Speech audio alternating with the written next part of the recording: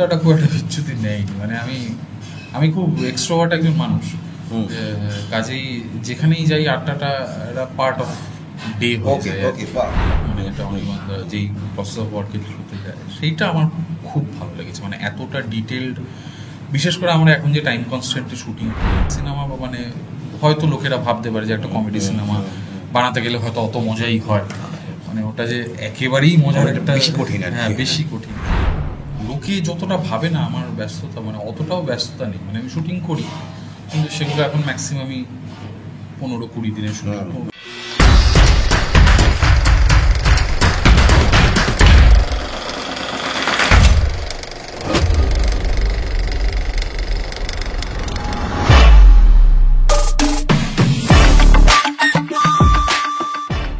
Hello, welcome to UIA. আবার আমরা চলে এসেছি নতুন ফরম্যাট, এইভাবে কাজ শুরু হয়েছে। আজকে সঙ্গে রয়েছে সত্যম ভট্টাচার্য। তোমার কাছে প্রশ্ন না, মানে আমার দেখে যেটা অলওয়েজ মনে হয়, তুমি এত হাম্বেল কী করে, মানে এটা সবাই বোধহয় তোমায় করেছে এখন অবধি।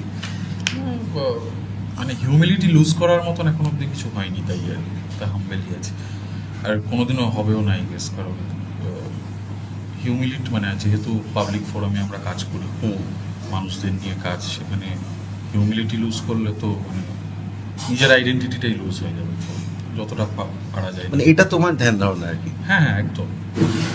নিজেকে সব কিছুর ওপরে ঊর্ধ্বে মনে করলে তাহলে তো মানে আমার আশেপাশে আর কেউ থাকবে না। এই জায়গায় কি তুমি কি বলবো, এখন তো তুমি ইন্ডাস্ট্রিরই সেই অর্থে, যেহেতু এতদিন কাজ, এবার এটা তুমি পাও সবার মধ্যে, না কিছু তফাৎ পাও কোথাও? ম্যাক্সিমাম লোকের ক্ষেত্রেই পাই, যেটা এক্সেপশন সেটা খুবই কম, কিন্তু ম্যাক্সিমাম লোকের মধ্যেই পাই। অ্যাটলিস্ট আমার সমসাময়িক যারা, বা আমার থেকে একটু সিনিয়র যারা, বা আমার থেকে একটু জুনিয়র যারা, সবার মধ্যেই দেখেছি মোটামুটি এটা আছে রয়েছে। মানে কারণ তারাও বুঝতে পারে যে আফটারঅল তো মানুষদের নিয়ে কাজ, তো মানুষের থেকে দূরে সরে গেলাম। এবার তোমার, আমি শুরুর জীবন নাটকটা জানি, কিন্তু আমার প্রশ্ন এরকম যে, হয় না ছোটবেলা অনেকে বলে যে আমি ছোটোর থেকেই ভেবেছি অভিনয় করবো, মানে ক্লাস স্কুল লেভেল থেকেই ভেবেছি যে অভিনেতাই হব। তোমার কি সেটাই ছিল? না, স্কুল লেভেল থেকে এক্স্যাক্টলি ভাবিনি অভিনয়টাই করবো সারা জীবন। অভিনয় করতে ভালো লাগতো, আমার ফ্যামিলি পুরো থিয়েটার ব্যাকগ্রাউন্ডে, আমার বাবা দাদা দুজনে থিয়েটার করে। মা সুযোগ পেলে মাও হয়তো করতে কোনো সময়, কিন্তু মা অন্য শিল্পে অনেক বেশি পারদর্শী, মা গান গায়, আঁকতে পারে। সেই ক্ষেত্রে একটা কি বলবো, একটা কালচারাল ফ্যামিলিতেই বড় হয়েছে, বিশেষ করে থিয়েটার। তো ছোটোবেলা থেকে থিয়েটার দেখতাম, আঁকা শিখতে গিয়ে একাডেমি অফ ফাইন্যান্সে হলে ঢুকে থিয়েটার দেখতাম অনেক ছোটো বয়স থেকে। মানে এমন থিয়েটার দেখেছি যেগুলো মানে এখন আর এক্সিস্টেন্স নেই, কিন্তু ভীষণ পপুলার থিয়েটার ছিল সেই সময়। এখনও সেগুলো নিয়ে চর্চা হয়, কথা হয়। সেগুলো হয়তো পুরোপুরি মেমোরিতে নেই, কিন্তু আমি জানি যে তো সেখান থেকে একটা থিয়েটার অ্যাজ আ হোলের প্রতি একটা কি বলবো, একটা আকর্ষণ তৈরি হয়। তারপর পাড়ায় কিছু নাটক করি, স্কুলে কিছু নাটক করি, তো কখনো ভাবিনি যে অভিনয়টাই করবো। কখনো মানে গতানুগতিকভাবে ইঞ্জিনিয়ারিং করবো বা কিছু একটা করবো, MBA করবো, করে একটা চাকরি নেব। তো এই খেয়ালটা অনেক পরে এসছে, মানে এই খেয়ালটা প্রায়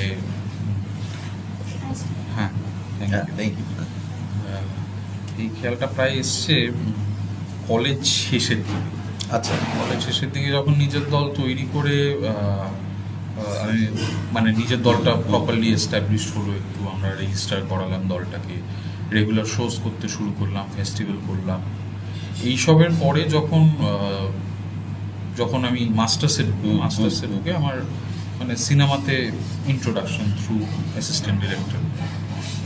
সেখানে ক্যামেরার পেছন থেকে দেখতাম, কিন্তু খুব ইচ্ছে করতো ক্যামেরার সামনে।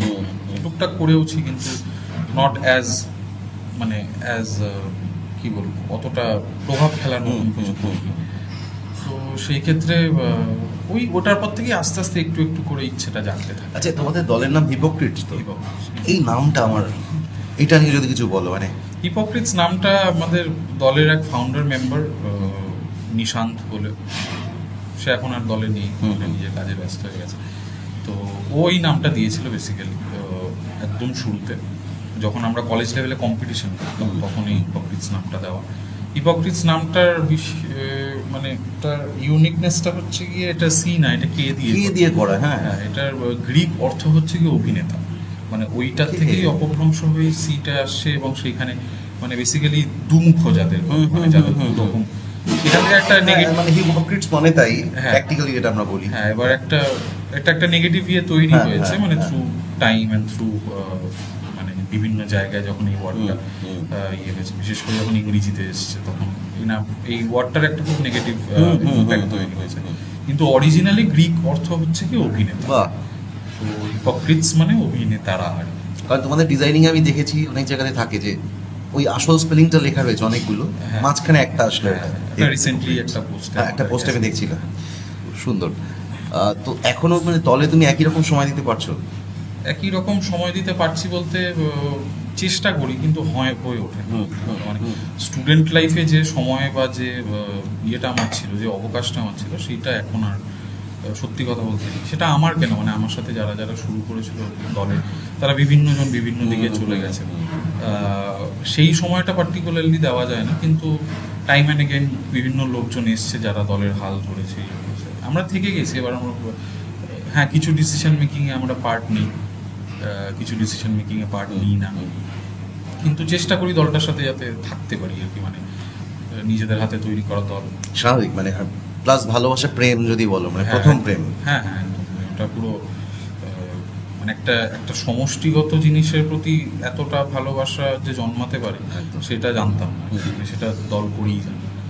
তো হ্যাঁ, মানে সময় দিই, যখন ফ্রি থাকি, শুটিং থাকে না বা ডাবিং থাকে না, তখন যতটা পারি দলে যাই, যারা নতুন এসছে তাদের রিহার্সাল দেখি, কিছু যদি বলার থাকে বলি, বা না বলিও না মাঝে মাঝে। লাস্ট ইয়ার অনেক বছর পর একটা নাটক করলাম, মানে অভিনয় করলাম, তো সেটা খুব ভালো লাগলো, কারণ অনেক দিন বাদে স্টেজে অভিনয়, মানে পোস্ট প্যান্ডেমিক কোনো থিয়েটার আমরা করছিলাম। তো এই প্রায় 2.5 বছর পর, আর আমি পার্সোনালি প্রায় 4.5 না 5 বছর পর স্টেজে উঠলাম, তো সেটার একটা আলাদা মানে আনন্দ, আলাদা এক্সপিরিয়েন্স। তুমি তো স্টেজে অনেকদিন কাজ করেছো, তারপরে এই যে ফরম্যাট মানে অ্যাসিস্টও করেছো, সেটা তো অন্য একটা কাজ পুরো, তারপরে আবার ওয়েবেও কাজ করেছো, ফিল্মেও কাজ করেছো, সব মোটামুটি। হ্যাঁ, মোটামুটি সব মোটামুটি। এইবার মানে এই যে প্রেম বললাম না, থিয়েটারের প্রতি যে প্রেম, একই কি সবার প্রতি প্রেমটা, এই যে ফরম্যাটসগুলোর কথা বলা হচ্ছে? হ্যাঁ, মানে শুটিং অ্যাজ আ হোল যদি বলা হয়, মানে একটা ছবি তৈরি বা একটা নির্মাণের ক্ষেত্রে, ছবি বা ওয়েব সিরিজ বা যাই হোক, টেলিভিশন আমি খুব একটা করিনি, তো আমি সেটার ব্যাপারে মানে এন্টায়ারলি জানি না, মানে পুরো প্রসেসটায় কোনো দিনও এন্টায়ারলি থাকতে পারি। কিন্তু হ্যাঁ, আমার ভালোবাসাটা সিনেমার প্রতি আর কি, কারণ খুব কনসিয়াসলি আমি ডিসিশন নিই যে থিয়েটার থেকে কিছুদিন ব্রেক নিয়ে সিনেমায় কাজ করবো, সেটা অভিনয় করবো বলে না, বাট আমি ওই কাজটা শিখতে চেয়েছি। মানে আমার টুকরো টুকরো কিছু মেমোরি আছে, যেমন ক্লাস 10-এ মাধ্যমিক দেওয়ার পর মানে আমার 2 পিসি তখন জুনিয়র আর্টিস্টের কাজ করতো। ওকে, হ্যাঁ। তো তখন একটা ছবির জন্য মানে অনেক লোকজন দরকার, একটা বিয়ে বাড়ির সিকোয়েন্স, তো বলেছিল মাধ্যমিক তো হয়ে গেছে, চল যাবি শুটিং দেখতে যাবি। হ্যাঁ যাবো, চলো যাই। তো সেই প্রথম শুটিং দেখা আমার, মানে সিনেমাটাও মনে আছে, প্রভাত রায়ের প্রিয়তম। ও সেই সময়, আচ্ছা, ওকে। তো সেটা অনেক বছর, মানে 2006 বোধ হয়। এখন এই ফরম্যাটটা চেঞ্জ হয়ে গেছে, মানে জুনিয়র আর্টিস্ট রুম নেওয়া হয় না, মানে হ্যাঁ। তো গেছিলাম, মানে সেই পিসিদের মধ্যে একজন এখন খুবই বড় অভিনেত্রী আর কি, জয়তী চক্রবর্তী। ও আচ্ছা, ওকে। আপনারা দোস্তজিতে দেখেছেন, দোস্তজির মতো ফিল্ম। তো সেই পিসির সাথে, মানে আরো এক পিসির সাথে যাওয়া, এবং সেই শুটিংটা দেখে আমার খুব ভালো লেগেছিল। মানে ভালো লেগেছিল মানে এতগুলো লোক একটা কর্মকাণ্ডের সাথে যুক্ত আছে, মানে সেইটাকে একটা চ্যানেলাইজ করে একটা প্রোডাক্ট তৈরি করা, যেটা আমরা স্ক্রিনে দেখতে পাচ্ছি, সেইটা খুব ইন্টারেস্টিং লেগেছিল। এবং পরবর্তীকালে যখন আমাদের থিয়েটারের কাজেই আমরা সৃজিত দার সাথে দেখা করতে যাই হেমলকের ফ্লোরে, তো সেইখানেও হেমলকের ওই শুটিংটা খুব অ্যাট্রাক্ট করেছিল আমাকে, যে আমি জানতে চাইছিলাম যে এটা কীভাবে হয়, what is the process behind it. এবং সেই কারণেই, এবং যেহেতু একটা থিয়েটারের ব্যাকগ্রাউন্ড আছে, একটা বেসিক কমন সেন্স, একটা বেসিক কি বলবো, তৎপরতা কাজ করে নিজের মধ্যে, আর কোনোদিনও মানে আমি তো থিয়েটার করিনি এরকমভাবে যে কারুর আন্ডারে কোনো দলে ঢুকলাম, আমরা থিয়েটারটা করেছি পুরোটাই নিজেরা। নিজে করেছিল, হ্যাঁ। তো সেই ক্ষেত্রে ওইটাও খুব শেখার ইচ্ছে হলো। থিয়েটারটা যেমন নিজেরাই শিখেছি, ওটাও শেখার ইচ্ছে হলো। তারপর অ্যাসিস্ট করা দিয়ে শুরু করা, এবং ফাইনালি ওই আর্ট ফর্মটার প্রতি আমার খুব ভালো লাগা তৈরি হয়ে যায়। এবং সিনেমা মানে দেখা এটা একদমই অভ্যেস ছিল না, মানে ছোটোবেলা আমাদের বাড়িতে একেবারেই সিনেমা কালচারটা ছিল না। কিন্তু ওই কোন ক্লাসে আমার মনে নেই, একটা সময় বক্স হয় বোধ হয় আমার। আচ্ছা। তো তখন 21 দিন টানা বাড়িতে, তখন সিনেমা দেখা শুরু করি এবং পাগলের মতো সেই যে সিনেমা দেখার প্রেমে পড়লাম, তারপর করা, তারপর এই প্রসেসটার সাথে যুক্ত থাকা। মানে তুমি তো মন্দারও এডি ছিল, মন্দারে বলেছি একটু যদি মানে ছোট করে, মন্দার নিয়ে তো অনেক আলোচনা হয়েও গেছে হয়তো, কিন্তু তাও তোমার এক্সপিরিয়েন্স প্লাস অনির্বাণদার কথাই বলছি, মানে কিরমভাবে কাজ করেন, কি দেখতে পেলে আলাদা করে? কারণ আগের থেকেই চেনা। হ্যাঁ, চেনা তো আগে ডিরেক্টর হিসেবে এখন, হ্যাঁ অভিনেতা হিসেবে আগে দেখেছি, তো ডিরেক্টর হিসেবে প্রথমবার দেখলাম। আমার দ্য প্রসেস অফ ওয়ার্ক, মানে যেটা অনির্বাণদা যেই প্রসেস অফ ওয়ার্কের শুরুতে যায়, সেইটা আমার খুব ভালো লেগেছে। মানে এতটা ডিটেলড, বিশেষ করে আমরা এখন যে টাইম কনস্ট্যান্টে শুটিং করি, মানে এতটা ডিটেলে, বিশেষ করে আমাদের প্রি প্রোডাকশনটা, ওইটা খুব ইন্টারেস্টিং। কারণ ওখানে যত রাজ্যের ব্রেন স্টর্মিং, যত ক্রিয়েটিভিটি আমরা সেখানেই করতাম। কারণ আমরা জানতাম যে ওই যে ফ্লোরে গিয়ে ওইটা করার অবকাশ আমাদের ইম্প্রোভাইজিং হবে না ওখানে গিয়ে, ওখানে গিয়ে করার সময়ও নেই, সুযোগও নেই। সেইটাকে মানে ফ্লোরে গিয়ে তৈরি করে 20টা লোককে বোঝানো, তারপর সেইটাকে এক্সিকিউট করা, ওটা ভীষণ ডিফিকাল্ট। তো আমরা প্রি প্রোডাকশন প্রসেসটা অনেক অনেক বেশি ইন্টারেস্টিং, মানে আমি যা যা প্রজেক্ট করেছি তার থেকে অনেক বেশি। এবং অনির্বাণদার দৃষ্টিভঙ্গিটাও একটু আলাদা, মানে যে রিফ্লেক্ট হয়েছে কাজে। হ্যাঁ, যেটা একদমই থিয়েটার থেকে পাওয়া। আমি বলছি না যে থিয়েট্রিক্যাল এলিমেন্টগুলো থিয়েটার থেকে নিয়ে ওটা প্লেস করেছে সিনেমায়, কিন্তু ভাবনা চিন্তাটা অনেকটা ওই দিক থেকে মানে কি বলবো, ইন্সপায়ারই বলা যায়।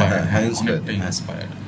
তো ভীষণই ভালো লেগেছিল। মানে আমি অ্যাসিস্ট করা ছেড়ে দিয়েছিলাম, কিন্তু যেহেতু মন্দার এবং অনির্বাণদা বলেছিল যে ভবিষ্যতে যখন যদি কখনো করি তাহলে থাকিস, যদি সময় থাকে, তো তখন ফরচুনেটলি ছিলাম ফাঁকা, তো পুরো প্রসেসটার মধ্যেই ঢুকে। ইভেন মিউজিক বা বিজিএম যদি বলো, মন্দার হ্যাঁ সবার থেকে আলাদা, মানে সবার থেকে আমার অন্তত অসাধারণ। আমার শোনা বাবান্দা সবচেয়ে ইন্টারেস্টিং এবং সবচেয়ে ইন্ট্রিগিং মিউজিক পিস হচ্ছে কি মন্দা। একদম, মানে ওরকম ওই হলোনেস আমি জানি না, মানে হলোনেস তৈরি করা খুব ডিফিকাল্ট। এবং বাবান্দা ইজ মানে মাস্টার এট ইট। প্লাস হচ্ছে নিজস্ব জিনিসপত্র দিয়ে, হ্যাঁ, যে এরকম না অনেক কিছু ব্যবহার করে, এবং সেগুলোতে এফেক্টিভ। সেটাই মানে বাবান্দার থেকে মাঝে মাঝে খুব বাবান্দার সাথে ইন্টারাকশন হয়, রেগুলারলি হয়, কিন্তু খুব অল্প সময়ের জন্য হয়। সেই জন্য বাবান্দার সাথে মাঝে মাঝে ইচ্ছা করে যে বসে মানে জানি পুরো প্রসেসটা কী করছে, কী মাথায় চলছে এটা তৈরি করার সময়। বিশেষ করে মন্দারের মিউজিক, মন্দারটা ইজ ভেরি, মানে তার মানে তোমার জীবন থেকে আড্ডাটাও কিছুটা বিচ্যুতি নিয়েছে? না, আড্ডাটা খুব একটা বিচ্যুতি নেয়নি। মানে আমি খুব এক্সট্রোভার্ট একজন মানুষ, কাজেই যেখানেই যাই আড্ডাটা একটা পার্ট অফ ডে হয়ে যায়। তো মানে শুটিংয়ের ক্ষেত্রেও তাই, যখন শুটিং থাকে না, বন্ধু বান্ধবরা বাড়িতে এলো বা আমি কোথাও গেলাম, দেখা করলাম আমরা, তো আড্ডাটা মানে আমার জীবনে খুব ইম্পর্টেন্ট। কারণ আমার জীবনের এক্সপিরিয়েন্স অনেক কিছু আড্ডার থ্রুতেই আমার আসে, মানে যেটা আমাকে হেল্প করে আমার অভিনয় বা যে কোনো রকম ক্রিয়েটিভ কাজে। তো আড্ডাটা আমি খুব ভালোবাসি। আচ্ছা, মানে বাঙালি তো বাসা উচিতই। হ্যাঁ, এটা প্র্যাকটিক্যাল একটা বিষয়। আড্ডাটা আমার একদম ভেতরে আছে। না, একদম খেতে দিচ্ছি না আমি, না। এবার দেখো একটা অদ্ভুত বিষয়, তোমার তো অনেকগুলো কাজ হয়ে গেছে, সবকটাই ভালো কাজ হয়েছে, সবাই ভালো বলেছে, কিন্তু কোথায় বল্লভপুর মানুষের মনে একটা মানে প্রবেশ করে নিয়েছে ওই চরিত্রটা হিসেবেই। এটা কি তুমি এখনো পাও, মানে রাস্তাঘাট সব জায়গায়? হ্যাঁ, বুঝতে পারি না, মানে মাঝে মাঝে এটা ব্লেসিং তো অবভিয়াসলি, মানে এত ভালোবাসা মানুষের পাও, কিন্তু ওইটা থেকে মানে মানুষ আমাকে বেরোতে দেবে কিনা সেটাও একটা বড় প্রশ্ন। কিন্তু বড় প্রশ্ন, সেটার জন্য আরো কাজ দরকার, বিভিন্ন রকমের কাজ দরকার। সেটা তো মানে আমাদের হাতে নেই, মানে যারা নির্মাতা তাদের হাতে। যেমন বল্লভপুরের এক্স্যাক্টলি পরের কাজটাই আমি ব্যোমকেশ দুর্গ রহস্য করি, যেটাতে মনিলালকে ভিলেন। তো সেইটা মানে খুব কনসিয়াসলি ওই ডিসিশনটা নেওয়া, এবং আমাকে অনেকে প্রশ্ন করেছিল যে তুই মানে হঠাৎ বল্লভপুরে এরকম একটা পজিটিভ একটা মজার একটা চরিত্র এরকম এটা থেকে হঠাৎ করে তুই কেন করতে যাচ্ছিস, ইমেজ নষ্ট হয়ে যায় সব। আমি চাইছি ইমেজটা ভাঙতে, মানে লোকে যাতে আমাকে আরো কিছুতে ভাবতে। এক্স্যাক্টলি, মানে অ্যাক্টরের কাজই তো তাই। হ্যাঁ, তো ওটা নিয়ে আমার কোনো প্রেজুডিস নেই, আমি একদম হ্যাঁ, কিন্তু বল্লভপুরটা একটা বড় মাইলস্টোন, একটা মাইলস্টোন কোথায় একটা। প্লাস ওটারও আমি শুটিংয়ের গল্প যেটা দেখছিলাম, পড়ছিলাম যখন বা দেখছিলাম, তোর মধ্যে খুব কষ্ট করেই করেছে শুটিংটা। হ্যাঁ, ভীষণ কষ্ট, প্রচণ্ড কষ্ট করেছে। মানে ওই গরম মে মাসের আমাদের বর্ডার এরিয়া একটা গ্রাম আছে জামশেদপুর বলে নদিয়ায়, ওখানে শুটিং হয়েছিল। মারাত্মক গরম, এবং মারাত্মক গরম না হলে মারাত্মক বৃষ্টি, বৃষ্টি হয়ে গেছে। হ্যাঁ, ফ্লোর দেখছিলাম পরিষ্কার করা হচ্ছে। হ্যাঁ, ওইটা মানে একটা অদ্ভুত একটা ওয়েদারের মধ্যে শ্যুট করেছি। খুব কষ্ট করেই শ্যুট হয়েছে, কারণ জায়গাটা একেবারেই শুটিং ফ্রেন্ডলি না, কোনোদিনও শুটিং হয়নি ওই জায়গাটা। কাজেই যেখানে শুটিং হয় বা রেগুলারলি শুটিং হওয়ার একটা মানে স্পেস মতন আছে, সেইখানে একটা একটা ইনফ্রাস্ট্রাকচার তৈরি হয়ে যায় সেটাকে ঘিরে, যেটা বোলপুরে হয়েছে বা পুরুলিয়ায় হয়েছে। করিমপুর এতটাই কি বলবো, এতটাই নেসেন্ট একটা জায়গা যে ওখানে কিছুই ছিল না তেমন। এখানে আর প্রশ্ন করতে ইচ্ছে করছে আমার, মানে জানি না ঠিক লাগবে কিনা, সেটা হচ্ছে এই যে মানে যে কোনো শুটিংয়ে তো অনেক রকমেরই মানুষ থাকে, মানে যারা একটু উপরের দিকে, মানে এই যে মেকআপ ভ্যান হ্যান ত্যান এইসবগুলো পৌঁছতে পেরেছে ওখানে ছিল না, সবাই নর্মাল কাজ করেছে, মানে একদম নর্মাল। না না, কোনো মেকআপ ভ্যান কিছু ছিল না। সারা করিমপুরে 5টা মাত্র এসি ঘর ছিল। তো ওকে, ওই গরমে মানে ওই একটা ঘরে অনির্বাণদা ডিরেক্টোরিয়াল টিম থাকতো, একটা ঘরে মেয়েদের একটা ঘর ছিল যেটাতে এসি ছিল। মেয়ের তো বেশি ছিল না, সুরঙ্গা ঝুলন্দি ওরা, আর যে আমাদের হেয়ার ড্রেসার ছুটকি দিয়েছিল। আর একটা ঘরে আমি শ্যামলদা থাকতাম, একটা ঘরে আমাদের ডিওপি এরা থাকতো। তো 4টে না 5টা এরকম এসি ঘর ছিল। ইভেন মানে দেবরাজদার ঘরটাও এসি ছিল না, এবং আমরা দেবরাজদাকে বলেছিলাম আমি আর শ্যামলদা যে আমাদের ঘরে চলে গেছে। দেবরাজদা বললো যে না, অসুবিধা হবে না, চাপ।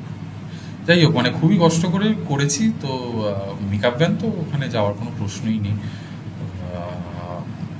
এমনি বেসিক যা যা শুটিংয়ের জন্য সেগুলো সব হয়ে গেছিলো মোটামুটি, কিন্তু বাড়িটা খুব ডেঞ্জারাস অবস্থায় ছিল আর মানে ওইটাতে শ্যুট করাটা। এবং আমরা ওই বাড়িটার একটা ঘরে মানে আমরা ছেলেরা, এবং প্রচুর ছেলে ছিল, আমি, শ্যামলদা, দেবরাজদা, সুমন্তদা, কৃপা, সুরজিৎ, তারপর সন্দীপদা, তারপর শেষের দিকে শ্যামলদা যে চৌধুরী পাঠ করেছিল, সে মানে ছেলে অনেক হয়ে গেছিল। তো ওই একটা ঘরেই আমরা থাকতাম।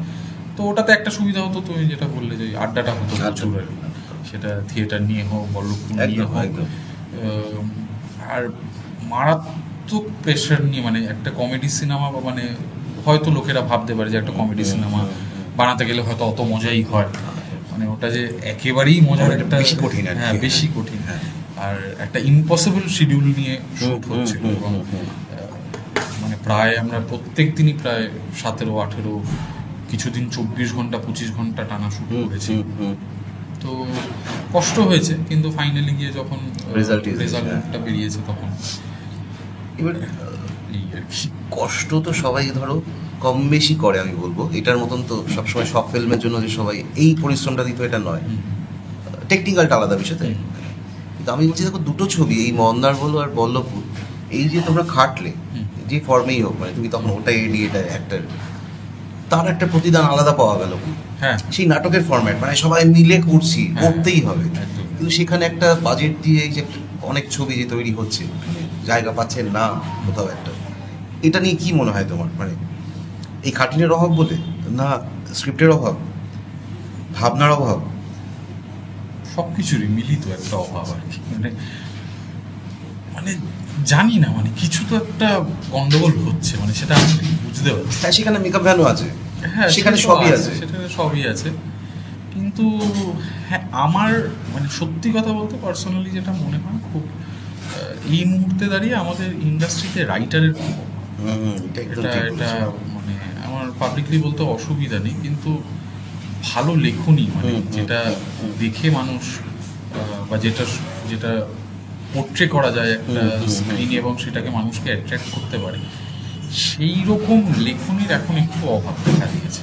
মানে আমরা যে অ্যামাউন্ট অফ কাজ করছি ওয়েব সিরিজ বা সিনেমা সব মিলিয়ে, যদিও কাজের সংখ্যা একটু কমেছে গত 2 বছরের থেকে, যে অ্যামাউন্ট অফ কাজ করছি সেটার জন্য মানে আরও huge amount of competent writers দরকার।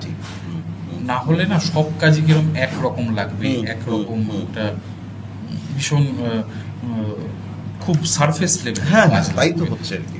মানে যে রাইটার ভেতরে গিয়ে ঢুকে মানুষকে হিট করতে পারবে, মানে আফটার অল তো ওটাই তো আমাদের সব, মানে ওইটার ওপরে বেস করেই পুরো শুটিং হয়, এডিট হয়, মিউজিক হয়, পুরো ওই একটা বইয়ের ওপর বেস করে। তো সেই ক্ষেত্রে মনে হয় আরেকটু কেয়ারফুলি, মানে যেটা বিদেশে চলে, যে রাইটার্স রুম তৈরি হয়, একটা রাইটার্স ক্লাব তৈরি হয়, তারা আলোচনা করে, বিবেচনা করে যে এটা ঠিক না, এটা এই জায়গাটাকে একটু টুইচ করা যায়। যেই রাইটার্স রুমটা কিছুটা হলেও অনির্বাণদা প্রতীকদা দুজনে যখন লেখি, তখন ওদের মধ্যে ওই কেমিস্ট্রিটা কাজ করে, যে প্রতীকদা কিছু একটা লিখলো, অনির্বাণদা বললো যে না এটা আরেকটু ভাব, এটা অনির্বাণদা কিছু একটা লিখলো, প্রতীকদা বললো যে এটা একটু বেশি হচ্ছে, এটা একটু কমিয়ে দেয়। তো এই যে ট্রান্সপারেন্সি এবং এই যে মানে কি বলবো, একটা তথাকথিত মানে একটা স্পোর্টসম্যানশিপ দুজনের মধ্যে লেখার ক্ষেত্রে, সেইটা খুব ইম্পর্টেন্ট। এবং মানে ওই যে একটা মানে আমরা বিভিন্ন বিদেশের সিরিজেও দেখেছি, মানে সেটা ব্রেকিং ব্যাড থেকে শুরু করে গেম অফ থ্রোনসে, সেটা তো একটা রাইটারের পক্ষে এটা লেখা পসিবল একদম। তো কাজেই মানে সেটা যদি একটা কোলাবোরেটিভ কাজ হয় এবং সেটা থেকে যদি ভালো, আমি জানি না মানে এটা করা যেতে পারে, ওপেন টু এক্সপেরিমেন্টেশন আর কি। কিন্তু হ্যাঁ, একটা বেসিক অভাব তো দেখা দিচ্ছে এই দিক থেকে। আর আমার মেন যেটা মনে হয়, মানে coming from a very technical point of view, যে প্রি প্রোডাকশনের বড্ড অভাব হচ্ছে। আচ্ছা, ওকে। মানে শুটিংয়ে গিয়ে ডিসাইড করা যে কি করব বা কি লাগবে, এটা এখন আর মানে এটা কোনোদিনই কোনো ফরম্যাটেই কোনো দেশেই এটা মানে ইয়ে ছিল না, অ্যাকসেপ্টেবল ছিল না, এখনও অ্যাকসেপ্টেবল হওয়া উচিত না। কিন্তু সামহাউ সময়ের অভাবে বা একটা কম্পিটেন্ট টিমের অভাবে এই প্রি প্রোডাকশন বিষয়টাকে ভীষণ লাইটলি নেওয়া। হ্যাঁ, আর অনেকেই বলছেন একটা জিনিস আমার খারাপ লাগছে শুনে, যে ডিরেক্টরদের হাতে অনেক সময় কিছু থাকছে না, মানে হয়তো প্রডিউসারের উপর থেকে এমন আসছে, প্রোডাকশন থেকে যে চাপটা আসছে। হ্যাঁ, সেগুলো আমরাও শুনি। মানে আপাতত আমি কোনো সেরকম কাজ করিনি যেটাতে এই প্রেশারটা এসছে কোথা থেকে, কিন্তু আমি লোকজনের মুখে শুনি যে না এরকম প্রেশার আছে, প্রডিউসার বা চ্যানেল বা যাই। তো কিন্তু আমি পার্সোনালি এখনো সেই প্রেশার কোনোদিনও ফেল করিনি। সো আমি এক্স্যাক্টলি জানি না মানে how it feels to be pressurised. কিন্তু ভবিষ্যতে যদি আমি কখনো ডিরেকশন করবো, মানে আমি যাদের থেকে শিখেছি, মানে আমার সৃজিত মুখার্জি, বিশ্বা দাশগুপ্ত, তাদের টিম এবং অনির্বাণদার টিম থেকে যা শিখেছি, I would try to accumulate every good thing about those teams and I will try to execute mine. তার মানে তোমার ডিরেকশন আমরা পাচ্ছিটা ঠিক জানি না, তবে ইচ্ছে আছে, সত্যি কথা। কবে হবে ঠিক নেই, কিন্তু হবে ঠিক, কিন্তু একটা ইচ্ছে তো আছে। আর তোমার টেকনিক্যাল বিষয়টা বেশি পছন্দের, আমি বুঝলাম। হ্যাঁ, আমার ভালো লাগে ইন্টিগ্রেশনটা, যেহেতু তুমি শুরুতেই ওই দেখতে এসেছিলে, যে দেখে ভালো লাগে। হ্যাঁ, পুরো বিষয়টা ভালো লাগে জিনিসটা। আমি বলবো মানে আমার ট্রেনিং এই ক্ষেত্রে অনেক বেশি রাদার দেন একটা। আমি তো অভিনয়তে তো আমি খুব একটা ট্রেন্ড নই, মানে যখন যেরকম নাটকের প্রোডাকশন হয়েছে, যে ডিরেক্টররা যেরকমভাবে আমাকে ডিরেক্ট করেছে বা সিনেমা সিরিজে, সেগুলো মানে ওই ডিরেক্টরদের কথা শুনে যেটুকু করা সেটুকু করেছি। এবার কোনো ফর্মাল ট্রেনিং তো আমার নেই। মানে যেরকম একটা নাটকের দলে বা মানে আমার প্রচুর পরিচিত যারা, মানে তারা নেহেরু চিলড্রেন্স মিউজিয়ামের অবসর বণিকের স্টুডেন্ট ছিল, বা আমার দাদা যেমন দ্বিজেন বন্দ্যোপাধ্যায়ের ছাত্র, আমার ফর্মাল এডুকেশনের মতন ব্যাপার আর কি। আমার বাবা যেমন বহুদিন ধরে সরোজ রায়ের সাথে একসাথে কাজ করেছে। তো সেই ক্ষেত্রে ওদের যে একটা বেসিক সব দিক থেকে, মানে টেকনিক্যাল বা ইমোশনাল বা বডিলি, হাত বা যেই ট্রেনিংগুলো বেসিক হয় বা অ্যাক্টারের তৈরি করার জন্য, সেইটা আমার কোনোদিনই হয়নি। মানে যা নিজের ঠিক মনে হয়েছে ওটাই করেছি। কেউ যদি বলেছে যে না এটা ভুল হয়েছে, তখন মেনে নিয়েছি, তার মতন করে করার চেষ্টা করেছি।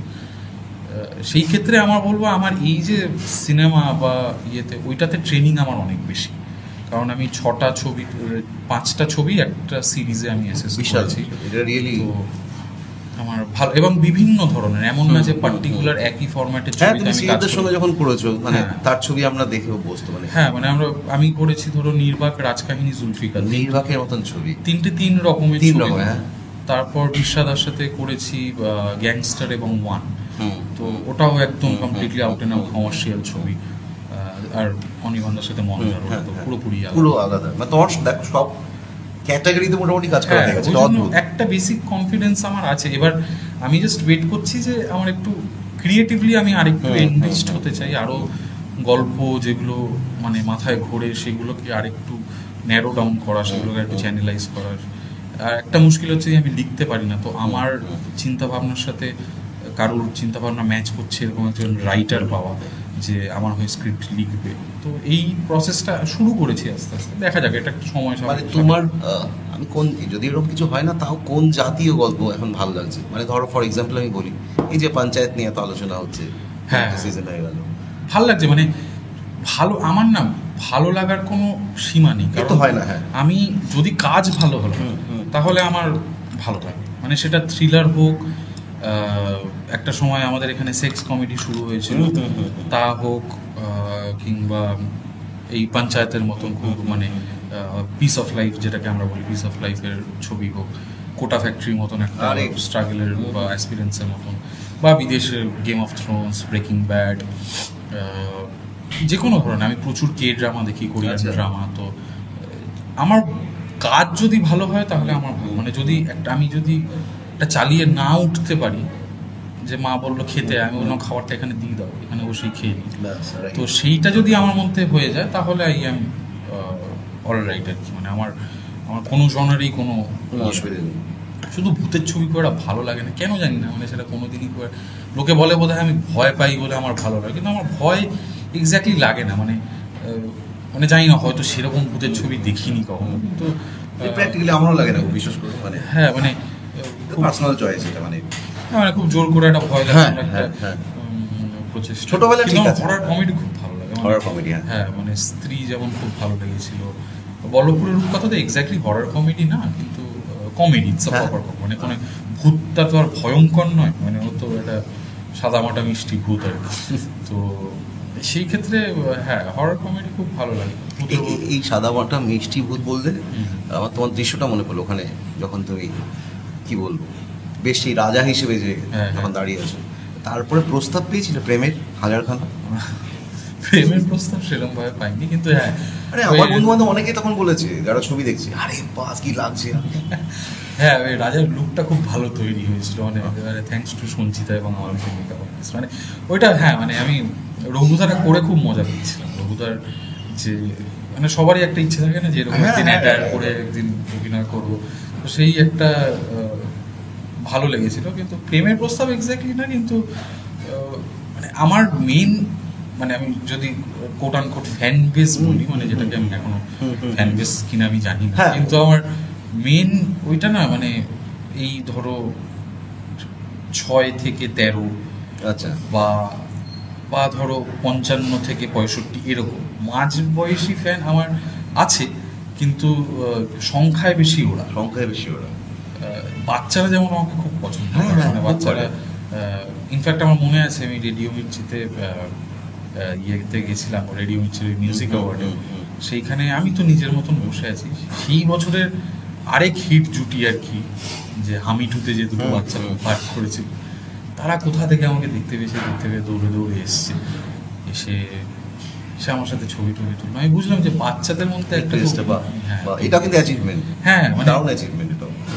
কারণ মানে যেহেতু মানে 8 থেকে 80 সবাই দেখতে গেছিল ছবিটা, এবং সবাই মোটামুটি বড় পর্দায় দেখেছে, তো সেটা খুব মানে সেটার মানে আমার ডে টু ডে লাইফে খুব রিফ্লেক্ট করেছিল। মানে বিশেষ করে বাচ্চা এবং বয়স্করা, মানে তারা খুব মানে এরকম হল ভিজিটের সময় বয়স্করা মানে তারা বলতো যে বহু বছর তারা হলে যায়নি। হ্যাঁ, এটা একদম ঠিক কথা, এটা একদম ঠিক কথা। তারা এসছে, দেখেছে, আশীর্বাদ করেছে, সেটা একটা বড় পাওনা। আমি মানে পার্সোনাল প্রশ্ন করি না, পার্সোনাল আমি আসলে জানি না মানে তুমি কি বিবাহিত? হ্যাঁ, এটা আমি কোথাও পড়ছিলাম কোনো একদিন, সেটা আমি কাউকে জিজ্ঞাসা করি না, প্রশ্নটা অন্য পুরো। এই জানুয়ারিতে বিয়ে করেছি। এবার যারাই বিবাহিত আমরা, এমন একটা প্রফেশন আমাদের, এই যে দিন রাতের ঠিক নেই, ঘুরতে নিয়ে যাওয়ার ঠিক নেই, কোনো কিছু ঠিক নেই, তাই নিয়ে সমস্যা হচ্ছে না, এখনো অবধি হচ্ছে না। মানে আমার লোকে যতটা ভাবে না আমার ব্যস্ততা, মানে অতটাও ব্যস্ততা নেই, মানে আমি শুটিং করি কিন্তু সেগুলো এখন ম্যাক্সিমামই 15-20 দিনের শুটিং, 20 দিনও হয় না, ম্যাক্সিমাম 15 দিনের শুটিং হয়। তো আই হ্যাভ এনাফ টাইম, মানে সেটা নিয়ে। হ্যাঁ, এবার আউটডোরে গেলে ঝগড়াঝাটি হয় না, মানে কিন্তু ওই একটা আউটডোরে গেলে একটা মিস করার প্রবণতা, কারণ সবে বিয়ে হয়েছে, 4 মাস হলো, সেইটা একটা হয়। কিন্তু যেহেতু বউও প্রফেশনাল একজন, তো তারও মানে তার ব্যস্ততা আমার থেকে বেশি বরঞ্চ, মানে সে একটা মানে রেগুলার জব করে এবং বড় পোস্টে চাকরি করে, তো ভাইসে ভার্সা আর কি, মানে দুজনের দিক থেকেই মানে তার দূর দূরান্তে তো কোনো যোগাযোগ নেই এই কি বলবো শিল্প। না না, সে তো আছেই, মানে সে আমার সাথে থিয়েটার করে এবং বহু বছর ধরে করছে। তার বোধহয় 12 বছর হয়ে গেল ওকে, মানে আমাদের দল 15 বছর, না ও 12 না, ও 13 বছর ধরে আছে। প্লাস প্রচুর করেছে, টুকটাক অনেকগুলো কাজই করেছে। প্রথম একেন যে ছবিটা, ওটাতে পাঠ করেছিল, দুর্গা সহায়তে পাঠ করেছিল। মিসম্যাচ 2 বলে একটা সিরিজ হয়েছিল, ওটাতে বয়ফ্রেন্ডস অ্যান্ড গার্লফ্রেন্ডস বলে একটা সিরিজ হয়েছিল, ওটাতে পাঠ করেছিল। তো প্লাস থিয়েটার করছে রেগুলার। আমাদের থিয়েটারের যত কমিউনিকেশনের দিকটা, মানে এই সোশ্যাল মিডিয়া, পাবলিসিটি, হ্যান ত্যান, এটা পুরোটা ও দেখে। তারপর সে এখন একটা মানে বড় মানে অডিও কোম্পানিতে চাকরি করে। আচ্ছা আচ্ছা আচ্ছা আচ্ছা, ওকে। তো সে করতো, মানে সেখানে আর একটা কোম্পানিতে 3 বছর ধরে চাকরি করতো, রিসেন্টলি আর একটা কোম্পানিতে। তাহলে তোমার সুবিধাই আছে, মানে সে যখন হ্যাঁ সে মিডিয়া যখন আছে তাহলে সে অনেকটাই হ্যাঁ সে বোঝে অবভিয়াসলি। প্লাস আমার সাথে 8 বছর ধরে মানে প্রেম, হ্যাঁ রিলেশন, অবভিয়াসলি। এই প্রেমের কথা, এই ছোটবেলার প্রেম, মানে আমাদের ছোটবেলা হোক, তোমাদের আগের প্রেমটা তো আলাদা ছিল, তারপর সব পাল্টে পাল্টে যাচ্ছে দিনের পর দিন। এখন প্রেম আছে, ভালোই হয়তো আছে, জানি না। তোমার কাছে প্রেমের মানে এই মুহূর্তে এসে কি দাঁড়িয়েছে, এই বয়সে এসে কি দাঁড়িয়েছে? এই বয়সে এসে মানে প্রেম অনেকটা ম্যাচিওর করে গেছে। মানে এবার মানে যেহেতু আমরা সহাবস্থানে চলে গেছি, সেখানে সেখানে বিষয়টা একদম নতুন, তো মানে বিয়ের পর।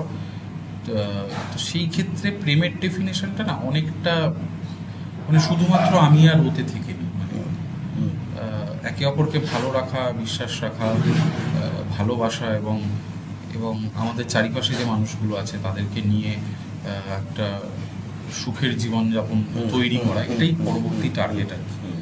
সব দিক থেকে, মানে শুধুমাত্র ইমোশনালি এবং সোশ্যালি না, ফাইন্যান্সিয়ালি, সব দিক থেকে যাতে বাকি জীবনটা ভালোভাবে কাটাতে পারি, সুখে কাটাতে পারি, মানে সেটাই আর কি টার্গেট প্রাইমারি। বেশ দারুণ। ছবি যখন করবে তখন মানে সামনে, তুমি যখন বললে কোনো একদিন তো হবেই, যখন এটাও জানলাম যে ওয়াইফ সেও অভিনয় করেছেন, তিনিও কাস্ট করবে, মানে ইচ্ছে আছে যদি পার্টের সাথে একদম ম্যাচ করে তাহলে নিশ্চয়ই। নেপোটিজম হবে না? মানে না না, মানে আমার ওইটা আবার আমি একটু মানে অনির্বাণদার থেকে শিখেছি, মানে যে চরিত্রটা ম্যাচ করতে হবে যেটা লেখা আছে তার সাথে।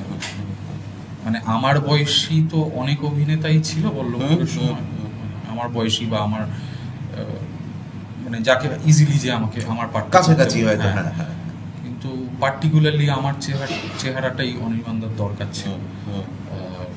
একটু ভুড়ি আছে, একটু ডাবল চিন আছে, একটু গালগুলো পোড়া পোড়া।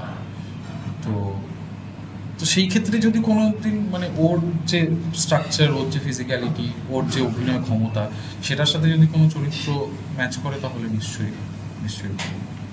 মানে সেই জন্যই ইনফ্যাক্ট অনির্বাণদার দিল্লি থেকে দেবাশিসদাকে নিয়ে আসা মন্দার করার জন্য। কারণ দেবাশিসদার ওই চেহারাটা, ওই স্ট্রাকচারটা, ওটা খুব মন্দারের জন্য দরকার ছিল। তো সেই জন্য, কারণ দেবাশিসদা তার আগে মানে বাংলায় কাজ করেছে কিনা আমি জানি না, আমারও দেখা নেই, করলেও খুবই কম হয়তো, মানে সেটা। কিন্তু ওই পার্টিকুলারলি মন্দারের জন্য মানে সেটা, এবং এবং সেটা প্রযোজককে কনভিন্স করা যে না এই আমার দরকার, সেটারও প্রসেস আছে, মানে সেটা তো এমনি এমনি হয়নি, মানে সেটার জন্য অডিশন হয়েছে, ইয়ে হয়েছে, অনেক কিছুই হয়েছে। ফাইনালি গিয়ে যখন প্রযোজকদেরও তো একটা মানে ইয়ে থাকে, স্টেক থাকবে, তাদেরও অনেক কিছু করতে হয়, মানে অনেক কিছু ভেবে চিন্তে একটা জিনিস প্রডিউস করতে হয়। সেই ক্ষেত্রে ওইটা কনভিন্স করা প্রযোজক না একে দিয়েই হবে, একে দিয়েই আমি পারবো, সেটাও একটা মনে হয় খুব মানে একটা ডিরেক্টর হিসেবে খুব ইম্পর্টেন্ট কল, যে আমি একে দিয়েই করা। রাইট রাইট, এটা একদম, মানে সেটা আমি দেখেছি অনির্বাণদার কিন্তু আছে প্রত্যেক ক্ষেত্রেই, মানে একদমই তাই। ইনফ্যাক্ট আমি অথই দেখলাম, অথইতে হুম। মানে অনেকগুলো চরিত্রই হচ্ছে যারা নাটকটা করে তারাই করেছে। তো সেক্ষেত্রে মানে একদম ভেরি ওয়াইজ ডিসিশন, যে কারণ তারা নাটকটার সাথে এত ওতপ্রোতভাবে জড়িত এত একদম, বছর ধরে, একদম। যে ওরা মানে ওরা অনেক অনেক বেশি ইনভলভড চরিত্রগুলোর সাথে। তো এতদিন ধরে। হ্যাঁ, সেই ক্ষেত্রে সেগুলো ওয়ার্ক করেছে। Work করেছে। যেমন অর্পণ কাজ করেছে, আরো অনেকে যারা নাটকটায় আছে তারা সিনেমাটায় কাজ করেছে। তো ভালো লাগলো সেটা। অনির্বাণের এই প্রসেসে আমার একটা জিনিস খুব ভালো লাগছে, কারণ খুব বলতাম যে নতুনরা কাজ পাচ্ছে না, নতুনরা কাজ পাচ্ছে না, সেখানে অনির্বাণ তো ইনকর্পোরেট করছে এক এক করে। হ্যাঁ হ্যাঁ একদম। হ্যাঁ, এইটা আমার খুব ভালো লাগে। এটা সবাইকে করতে হবে, মানে এটা সবাইকে করতে হবে। আমি বলছি মানে আমাদের বাংলায় যে অভিনেতার ভান্ডার, হুম। সেটা সারা ইন্ডিয়ায় খুব কম আছে। আজকে একটা লাপাতা লেডিজের জন্য 3টে বড় বড় অভিনেতা, ঠিক। ভালো ভালো অভিনেতা, বড় বড় বলছি না, ভালো ভালো অভিনেতা উঠে, এবং সেই চান্সটা আমির খান করে দিল তার প্রোডাকশনের থ্রুতে, কিরণ রাও করলো তার ডিরেকশনের থ্রুতে, পঞ্চায়েতে এতগুলো নতুন অ্যাক্টর, এবং বিভিন্ন মানে আস্তে আস্তে মানে প্রতিটা কাজেই দেখছি যে কিছু না কিছু নতুন অভিনেতা এইটাই। উঠে আসছে। আর যেটা কিন্তু ভালো মানুষ বলছে, হ্যাঁ একদম, মানে যেটা ওয়ার্ক ওয়ার্ক করছে। এবং আজকে পঞ্চায়েতে যে প্রহ্লাদ চা হ্যাঁ। করেছে, সে তো গ্যাংস অফ ওয়াসেপুর একটা পাঠ করেছিল, আরো অনেক ছোট ছোট পাঠ করেছে, কিন্তু তাকে দিয়ে মানে মানে এই যে প্রডিউসাররা এবং অ্যামাজন প্রাইমকে কনভিন্স করানো যে একে দিয়েই ওই পাঠটা হবে, এবং সে দুর্দান্ত পাঠ, মানে সেটা ভাবা যায় না এত ভালো পাঠ করেছেন উনি। তো সেই ক্ষেত্রে এই এই রিসার্চটা যদি একটা না, এই যে প্রসেসটা এটা যদি একটা রিসার্চ বেস হয় না, মানে যে কোনো ডিরেক্টর বা রাইটার বা প্রডিউসাররা তারা যদি একটু থিয়েটার দেখার প্র্যাকটিস, একটু রেগুলার একটু যাওয়া, একটু একাডেমি বা মধুসূদন একটু যাওয়া, দেখা, স্কাউট করা নতুন অভিনেতাদের, এই স্কাউটিং প্রসেসটা যদি এটা অনির্বাণদা খুব ইজিলি করতে পারে, কারণ অনির্বাণদা বিভিন্ন জায়গায় থিয়েটার দেখতে যায়, বিভিন্ন জায়গায়, আর শুধুমাত্র কলকাতায় তো না, মানে বাইরে বাইরে গোবরডাঙ্গা, এই ওই শান্তিপুর, জলপাইগুড়ি, প্রচুর প্রচুর অভিনেতা ইয়ে আছে। তো সেইখান থেকে কৃষ্ণনগর এইসব জায়গা থেকে বিভিন্ন অভিনেতারা আসে। তো তো একটু যদি স্কাউটিং প্রসেসটাকে একটু বড় করা যায়। এবার মুশকিলটা কি হয়েছে, যে কটা অভিনেতা এসছে মানে থ্রু এই প্রসেসে, এবার তাদের মধ্যেই ব্যাপারটা ঘুরছে, আর নতুন মানে অন্য কোনো ডিরেক্টর আর কোনো নতুন এটা একদম সমস্যা নেওয়ার চেষ্টা করছে।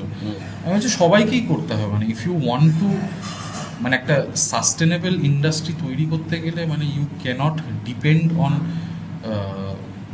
মানে যারা পরিচিত মুখ তাদের উপর সবসময় ডিপেন্ড করলে, অবভিয়াসলি তাদেরও মানে মানে কিছু কিছু পার্ট আছে, যেমন মানে মানে যেগুলো মানে লেখার সময় ধরো বুম্বাদাকে ভেবেই লেখা আছে, এটা বুম্বাদাই করবে, বা এটা আবির দায়ী এরকম করবে। গল্প ঠিক আছে, হ্যাঁ সেটা তো ঠিক আছে। তো সেইগুলো বাদ দিয়েও মানে অনেক ফর দেয়ার জায়গা আছে। ওন রেফারেন্স একটু আরও জিনিস হচ্ছে কাস্টিং প্রসেস, এই কাস্টিং যেগুলো হয় মানে যেটা বোম্বেতে আছে, কাস্টিং বে আছে, মুকেশ সাবরা কাস্টিং কোম্পানি আছে, অ্যান্টি এখানে এই কাস্টিং জিনিসটা আছে নেই, এই জিনিসটা না, সেই জিনিসটারও একটা প্রচলন চালু করা দরকার।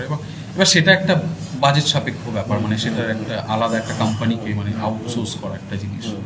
তো সেই জিনিসগুলো যদি আরেকটু মানে স্ট্রিমলাইন হয়, আশা করছি হবে, মানে কারণ একটা বেসিক পরিবর্তন তো এসছে ইন্ডাস্ট্রি। হ্যাঁ, একটা দেখা যাচ্ছে যে হ্যাঁ। মোড় ঘুরছে। হ্যাঁ, এবার মানে আমাদের মতন ইন্ডাস্ট্রিতে উই ক্যানট এক্সপেক্ট যে সব কিছুই খুব তাড়াতাড়ি হবে। মানে আজকে তেলেগু ইন্ডাস্ট্রি বা তামিল ইন্ডাস্ট্রি এটা কালকির মতো নিয়ে ওরা পারসিভ করে বানিয়ে দিতে পারে, মানে সত্যি আমাদের পারসিভ করে ওটার প্রতি ওয়ার্ক করতে করতে অনেকটা সময় অনেকটা লাগবে। সময় লাগে। তো সেটা হোক, মানে সেটা চালু তো হোক।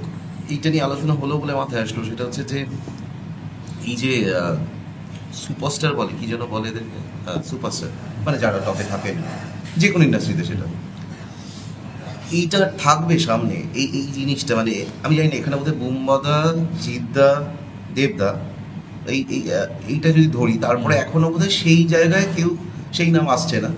হিন্দিতেও সেরকম শাহরুখ খানের পরে কিছু নাম, রণবীর কাপুর অব্দি বা আরও কিছু, কিন্তু আমার নিজের পার্সোনালি মনে হয় যে এটা কি অফ হয়ে যাবে, মানে শুধু অভিনেতাই পড়ে থাকবে, মানে এইটা হচ্ছে আমার প্রশ্ন। না, ওইটা অফ হবে না, এটা অফ হওয়াটা খুব ডিফিকাল্ট, কারণ এইটা অফ হয়ে গেলে একটা ভীষণ জেনেরিক ইন্ডাস্ট্রি তৈরি হয়ে যাবে। আচ্ছা, কারণ কিছু কিছু কাজের জন্য এই মানুষগুলোকে দরকার, এবং এই মানুষগুলোই সেগুলো পুল অফ করতে পারে, সবার দ্বারা ওরা যেগুলো পুল অফ করতে পারে সেইগুলো পসিবল। এটা একদম ঠিক। এটা আমি দেখে বুঝেছি, এদের সাথে কাজ করে বুঝেছি যে কিছু জিনিস যেগুলো এরাই পুল অফ করতে পারবে। তো কাজেই এরা না অফ হবে না। আমি যখন ফিল্ম স্টাডিজ পড়ছি তখন আমাদের একটা স্টারডাম নিয়ে একটা চ্যাপ্টার ছিল, এবং এই স্টারডাম বিষয়টা তো বহু যুগ আগে থেকে শুরু হয়েছে, মানে তখন থেকে প্রায় মানে সিনেমা অ্যাজ আ মানে ফিকশন শুরু হয়েছে, তবে থেকেই অল্প অল্প করে স্টার্স তৈরি হতে শুরু হয়েছে। তো এত বছরেও যখন মানে 100 বছরের উপর হয়ে গেছে যখন সেই জিনিসটা অফ হয়নি, আমার মনে হয় না এই জিনিসটা অফ হবে। এবং ঠিক আছে, মানে এটা অফ হওয়ার প্রয়োজনও নেই, কারণ এই পার্টিকুলার মানুষগুলো একটা ইন্ডাস্ট্রির সাস্টেনেবিলিটির জন্য খুব দরকার, এবং তারা যে কতটা কন্ট্রিবিউট করে সেইটা ইন্ডাস্ট্রির ভেতরের থেকেও বাইরে বেশি বোঝা যায়। মানে আজকে যখন গ্রামে বোমবাদা যায় বা দেবদা যায় বা জিতদা যায়, যে উন্মাদনাটা ওটা কিন্তু মানে ওটা কিন্তু ওই জিনিসটা অ্যাচিভ করাটা সবার পক্ষে পসিবল হবে না। তো সেইটার জন্য দরকার যে একটা মাস আপিল, যে আমি একটা মানে বৃহত্তর জায়গায় আমি আমার প্রেজেন্সটাকে ফিল করাতে পারি, যে সে আসছে, তার জন্য লাইন দিয়ে লোকজন দাঁড়িয়ে আছে, ঠিক ঠিক করছে লোকজন, তাকে সিকিউরিটি দিয়ে গার্ড করতে হচ্ছে যাতে লোকজন ওর উপর না ঝাঁপিয়ে পড়ে। এই জিনিসটা চলে গেলে না মানে কিছু মানুষের এই ইন্ডাস্ট্রিতে আসার মোটিভেশনটাও চলে যাবে। এটাও একটা, হ্যাঁ, এটা একটা বড় জিনিস বলেছে, যারা আসতে চায় এটা দেখেই আসতে চায়। হ্যাঁ, মানে অনেকের কাছে এটাও তো একটা অ্যাট্রাকশন, যে আমি একদিন দেবের মতন হবো, আমি একদিন জিদ্দার মতন থাকবে। তো সেইটার মোটিভেশনটা অনেকের চলে যাবে, এবং হয়তো মানে এটা চলে গেলে হয়তো আমরা কোনো ভবিষ্যতে কোনো বড় স্টার বা বড় মানে এরকম কোনো ইমেজ আমরা পাবো না, কথাটা হয়তো সেটাও লস। হ্যাঁ, তোমার এখনো মবড হওয়ার ব্যাপার হয়েছে? খুব একটা মানে না, এটা হয়েছে বলতে ওই একদম বল্লভপুরে যখন আমরা হল ভিজিট করতাম তখন একটু হতো, কারণ তখন একেবারে কাঁচা ছিল তো ব্যাপারটা, তখন লোকে দেখে একটু মানে ওই হলের মধ্যেই আর কি ছবি তোলা বা হলের বাইরে ওইটুকু হয়েছে, কিন্তু মানে চিনতে পারা বা ওগুলো খুব মানে কোনোদিনও অটোতে করে যাচ্ছি, পেছনে কেউ বসে আছে, সে চিনতে পারলো, বা বাসে পেছনের সিটে বসে আছি। এখন বাসে যাও? হ্যাঁ, অটোতে যাও? হ্যাঁ, সব কিছুতেই ট্রাভেল করি। তো এবার হ্যাঁ, তখন একটু চিনতে পারলো লোকজন, বা কোনো সিনেমা দেখতে গেলাম, কোনো রেস্টুরেন্টে গেলাম, তখন একটু চিনতে পারলো। মব হওয়ার ব্যাপারটা আসলে এখানে আমার না এটাও অবাক লাগে যে এই যেটা করে মানুষ আমাদের এখানে, এটাও তো বিদেশে হয় না, বা মুম্বাইতে কোথায় আমি দেখেছি, মানে শুনেছি হয় না নাকি, যে এই যে ঝাঁপিয়ে পড়া, হ্যাঁ, দেখতে পাই, চিনতে পারা, হাই হ্যালো ফাইন, মানে ওইটার জন্যই বলছি, ওটার জন্যই ওই স্টার্টটা হতো। মানে আজকে যদি বোম্বাদা টালিগঞ্জ মেট্রো স্টেশনে অটো ধরে, তাহলে সেটা একটা ভীতি বিচ্ছিরি ব্যাপার। নিউজ শুধু নয়, সেই দিন টালিগঞ্জ বন্ধ হয়ে যাবে। হ্যাঁ, টালিগঞ্জ বন্ধ হয়ে যেত। বা দেবদা যদি আজকে একটা মানে ঘাটালে যাওয়ার প্ল্যান করলো, মানে উইদাউট সিকিউরিটি, উইদাউট এনি উঠে গেল, তখন শেষ। হ্যাঁ, তখন ব্যাপারটা খুব মুশকিল। তো মব হওয়াটাও আছে, কিন্তু সেটার জন্য ওই জায়গায় পৌঁছতে হবে। দারুণ মানে তোমার সাথে আড্ডা না, ফ্লোতে আড্ডা হলো, আড্ডাই হলো, চেয়েছিলাম আড্ডাটাই হচ্ছে। আমি আড্ডা বাজবো। দারুণ লাগলো আমাদের চ্যানেলের নাম ভেলকি, তুমি জানো তো? হ্যাঁ। এইবার তোমার কাছে ভেলকি শব্দের অর্থ কি? আর সেই একই প্রশ্ন আমাদের শেষ প্রশ্ন, সেটা হচ্ছে তোমার লাইফের বিগেস্ট ভেলকি কি? সেটা খারাপ ভালো দুটোই হতে পারে, ভেলকি তো দুটোই। আমার কাছে ভেলকি শব্দের অর্থ কি?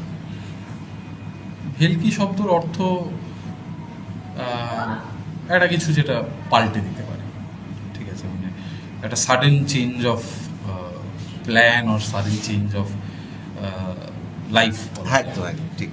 আর সেরকম যদি কোনো এক্সাম্পল জীবনে হয় তাহলে দুটো আছে, দুটো খুব বড় মানে মাইলস্টোন আছে আমার জীবনে। একটা হচ্ছে গিয়ে আমার এইচএসে খারাপ রেজাল্ট হওয়াটা।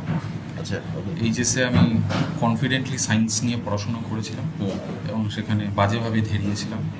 তো এইচএসে খারাপ রেজাল্ট হওয়াতে আমি ওই এইচএস বা জয়েন্টে আমি ওই ইঞ্জিনিয়ারিং বা সায়েন্সের দিকে আমি যাইনি। তো আমাকে খুব কষ্টে আশুতোষ কলেজে অ্যাডমিশন নিতে হয়েছিল, একটা ভীষণই নাম না জানা স্ট্রিমে। এবং সেইখানে আমার মানে আমি যাদের সাথে থিয়েটার করি তাদের সাথে আলাপ, তাহলে আমার জীবনে হিপোক্রিটস হতো না, আমি কোনোদিন এই লাইনে আসতামও না।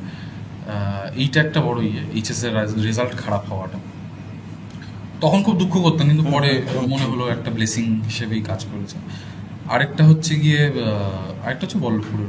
আরে হ্যাঁ, তো এটা একদম, এটা বলতেই সব অভিনেতারই একটা থাকে, ইচ্ছা থাকে যে একটা চান্স পাই তাহলে আমি দেখিয়ে দেবো।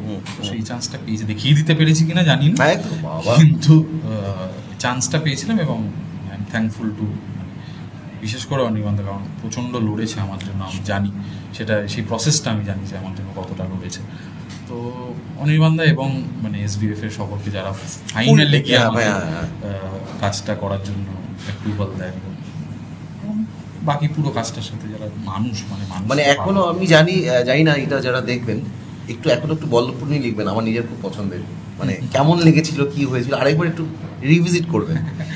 আর মানে রিভিজিট কিন্তু করে লোক, আমার মাঝে মাঝে মাসে অ্যাটলিস্ট 3-4 বার করে কোনো না কোনো ইনস্টাগ্রাম বা ফেসবুকে মেসেজ আসে, আবার দেখলাম, আবার ওইটাই বলছি, এই ছবিটা এতদিন পর এমন একটা হলো যেটা আবার দেখা যায়, একটা রিওয়াজ ভ্যালু আছে। এইটা কিন্তু অনেক ছবির নেই। আমরা এখন যেরকম ছবিগুলো আসে দেখলাম, ভালো মন্দ, বাস ওকে ঠিক আছে। হ্যাঁ, মানে কন্টেন্টের পাহাড়ের মধ্যে যে এখনো লোকে একটা সিনেমা মানে 20-25 বার দেখছে, তো সেটা ভালোই লাগে। হ্যাঁ, সেখানে থ্যাঙ্কস টু আর্জুন কোকে, ছবিটা অনির্বাণদা বানিয়েছে, ইজ ফাইন, মানে গল্পটি যার ছিল আর কি, ও বাবা, মানে ওই লোকটি। হ্যাঁ, বাদলবাবু মানে ওই জন্যই তো মানে মন্দার ওয়াজ অ্যান ইন্টারপ্রিটেশন। পরে অনির্বাণদা ক্রিয়েটিভ ডিরেক্টর হিসেবে অথইতে কাজ করবে, যদিও অথই পুরোটাই অন্যদার একটা ইন্টারপ্রিটেশন, এগুলো কিন্তু মানে ওই নাটকটা একদমই ছোঁয়া হয়নি, মানে যা আছে তাই আছে, শুধু কিছু জিনিস অ্যাড করা হয়েছে যাতে মানে জিনিসটা ঘরের মধ্যে বদ্ধ না। ছবি তৈরি করা, হ্যাঁ, ছবি তৈরি করা যেহেতু হচ্ছে, কিছু জিনিস অ্যাড করা হয়েছে, কিন্তু কোনোদিনই ওই এসেন্সটা থেকে বেরিয়ে যেতে চাইনি, যে বাদলবাবু যে এসেন্সে লিখেছিলেন সেই এসেন্সটা থেকে কখনো, ডায়লগও রয়েছে, হ্যাঁ আমি দেখেছি সেটা প্রতীকদা অনির্বাণদা কোনোদিনই চাইনি, এবং ওরা চেয়েছিল প্রথম ছবি একটা পাবলিক এন্টারটেইনার হবে, এবং সেটা হয়েছে যখন ফাইনালি, সেটা খুবই ভালো। শেষের দিকে একদম আর প্রশ্ন তো একদমই নেই, শুধু যদি বলো যে আড্ডা মেরে কেমন লাগলো তোমার? ভালো লাগলো আমার তো আড্ডা মারা, হ্যাঁ আমার আড্ডা মারতে খুবই ভালো লাগে। ভালো লাগলো কারণ মানে ম্যাক্সিমাম ইন্টারভিউ একটু ইনফর্মাল টাইপ, এই ফর্মাল টাইপ হয়, তো এটা একটা আড্ডার মতন বেশ মজা লাগলো। এই ফরম্যাটটা রাখবো তো, চলবে তো এটা? হ্যাঁ, কেন চলবে না, আমি জানি না, মানে আমি চেষ্টা করছি। না এটাই তো এখন ভালো লাগে, মানে আজকাল প্রচুর দেখি পডকাস্টের, মানে যেখানে মানুষ মানে বড় বড় স্টাররা, মানে আমি বলছি হলিউডে বা বলিউডে, যারা নিজেদেরকে ওপেন আপ করতে পারে এরকম ফরম্যাটে, তো সেই মানুষগুলোর ব্যাপারে জানতে তো ভালোই লাগে। তো নিশ্চয়ই আমাদের ব্যাপারে বা এইটাই যারা একটু আর একটু জানতে পারলে হয়তো মানুষ ভালো লাগে, আর কিছুই। আর আমি বললে তো আপনারা দেখবেন না, ওই লাইক শেয়ার সাবস্ক্রাইবটাও করবেন না, করলে ভালো হয় আর কি, যদি তুমি একটু বলো হয়তো করবে। হ্যাঁ, আপনারা ভেলকির ইউটিউব চ্যানেল লাইক, শেয়ার এবং সাবস্ক্রাইব করুন, আমাদের এপিসোডটা দেখুন, মজার আড্ডা হয়েছে, এবং আরও অনেক এপিসোড আছে, সেগুলোও দেখুন, অনেক কিছু জানতে পারবেন, ভালো লাগে। প্লিজ একদম দেখে থাকুন।